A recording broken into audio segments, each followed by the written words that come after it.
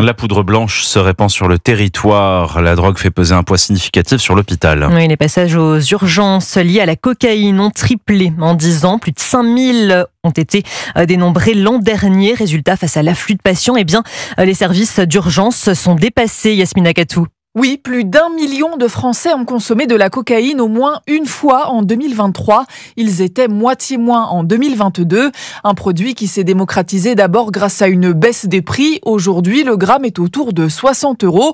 On peut aussi en trouver facilement sur les réseaux sociaux. Résultat, la poudre blanche est perçue comme une drogue accessible et peu dangereuse, explique Hervé Martini, addictologue et secrétaire général d'Addiction France. Quand vous voyez 100 personnes par exemple qui vont consommer, tous ne vont pas avoir des effets graves. Donc vous allez voir, tiens, lui, mon copain, il en a pris un, il va très bien, il gère.